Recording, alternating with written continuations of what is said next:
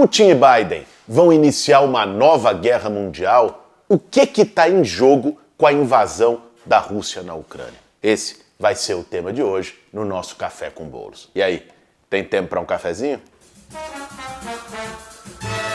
Para fazer um bom café, meu bem. Como vocês podem ver, e antes que alguém comente, a gente ainda não voltou para o nosso cenário habitual do Café com Bolos. Eu vou confidenciar uma coisa para vocês. Tô fazendo uma reforminha aqui em casa. O cenário tá tudo desmontado, tá uma bagunça danada e por isso a gente tá gravando aqui na frente da minha estante de livros, que em geral não aparecia no Café com Bolos. Mas enfim, dito isso, vamos pro assunto da semana. Aliás, o assunto que tá mobilizando a opinião pública no mundo todo. A gente não pode deixar de comentar o papel patético que o Bolsonaro fez nessa história. Ele foi para a Rússia e disse que após o encontro dele com Putin, as tropas tinham recuado na fronteira e que tudo caminhava para uma solução pacífica. Mantivemos a nossa agenda, por coincidência ou não, parte das tropas deixaram a fronteira e, pelo que tudo indica, é uma grande sinalização que o caminho para a solução pacífica se apresenta no momento para a Rússia e a Ucrânia. O miliciano segue apequenando o nosso país. O Brasil se tornou motivo de piada internacional e um joguete na mão de outras nações. Na última quinta-feira, por coincidência ou não, a Rússia iniciou ataques aéreos e terrestres contra a Ucrânia. Esse conflito já tinha ganhado mais visibilidade em novembro do ano passado, quando Putin deslocou mais tropas para a fronteira com a Ucrânia. E depois reconheceu como países independentes duas regiões ucranianas com forte presença étnica russa. A área de guerra é território da antiga União Soviética, que nos anos 90 se desdobrou em várias nações diferentes. Desde então, os Estados Unidos têm atuado para agregar muitos desses países que eram aliados do bloco soviético anteriormente à OTAN, Organização do Tratado do Atlântico Norte. Os Estados Unidos, quando faz isso, descumpre um acordo que foi feito no fim da União Soviética de não expandir a OTAN para o leste. Foi aí que começou a surgir o debate da entrada da Ucrânia no bloco da OTAN.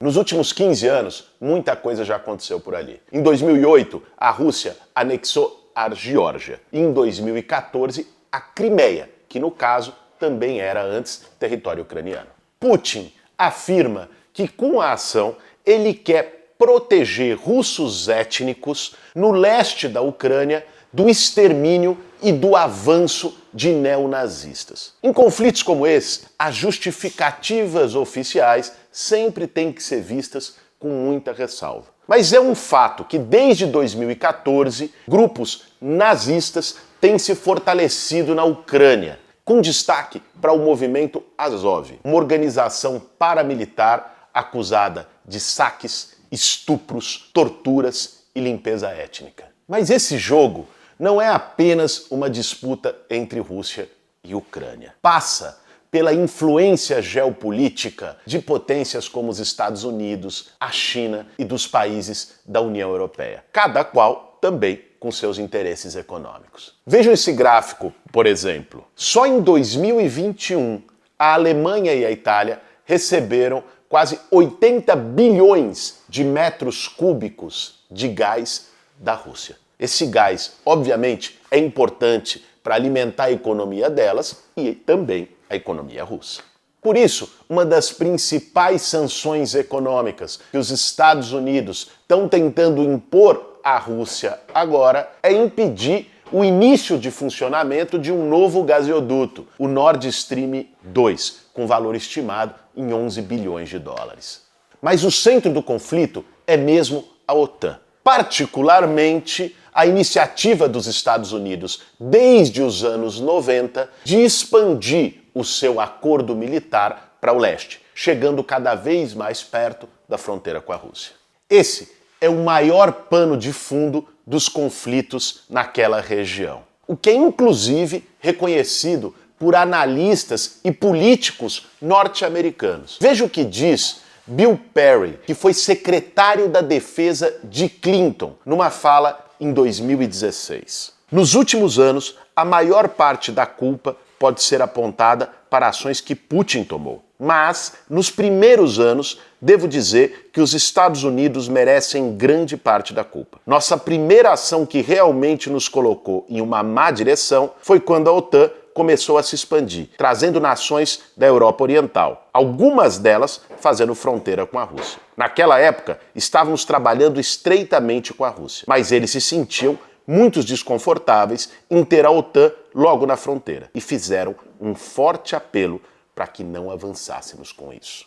E a Ucrânia é justamente a fronteira ocidental da Rússia. É nesse contexto que acontece aquilo que os especialistas chamam de proxy war, a guerra por procuração, onde países que estão em disputa se utilizam de terceiros como espécie de intermediários para não lutarem diretamente entre si.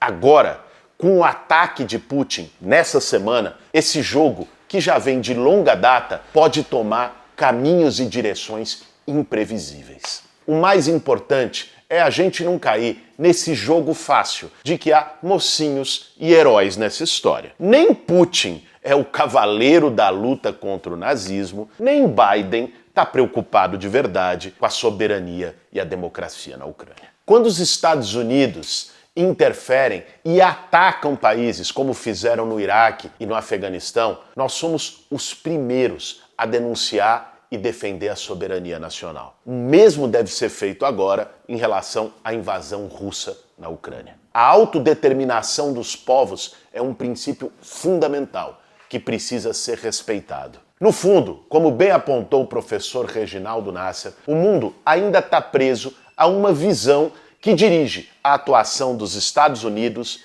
e de outras grandes nações do Norte. Essa visão é o colonialismo. É a atuação das grandes nações capitalistas em busca de mais poder, influência, territórios e riquezas. O que vai decidir o tamanho desse conflito de agora e seus impactos para o Brasil e para o mundo vai depender de alguns fatores. Primeiro, qual vai ser o plano da ofensiva de Putin? Até aqui, a gente sabe que ele está atacando por mar, por ar, por terra, o território ucraniano. E ao que tudo indica, seu objetivo é derrubar o governo da Ucrânia. Segundo, quais vão ser os efeitos das sanções do bloco da OTAN sobre a economia russa? Terceiro, a postura da China em relação à invasão da Ucrânia. Até agora, ela não manifestou apoio à Rússia, mas criticou duramente a postura dos Estados Unidos. Quarto, vai haver uma reação contundente da população russa, porque uma coisa é a Rússia enfrentar um conflito externo com a Ucrânia, outra é esse conflito ser combinado com um interno.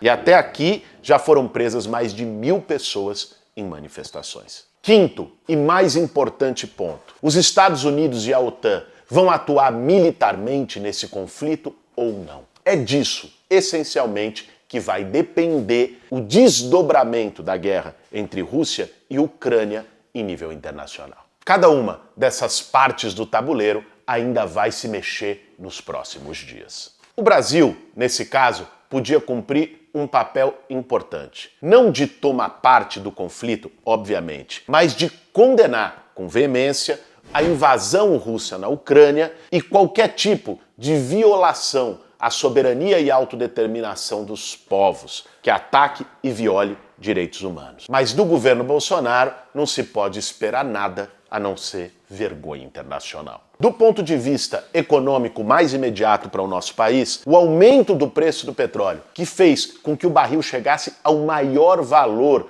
nos últimos anos, vai impactar ainda mais no cenário de inflação e miséria do nosso povo. A guerra não nos interessa como brasileiros e como seres humanos. Vale lembrar o que Jean-Paul Sartre disse há 50 anos atrás. Quando os ricos fazem a guerra, são os pobres quem morrem. Esse foi mais um Café com Bolos.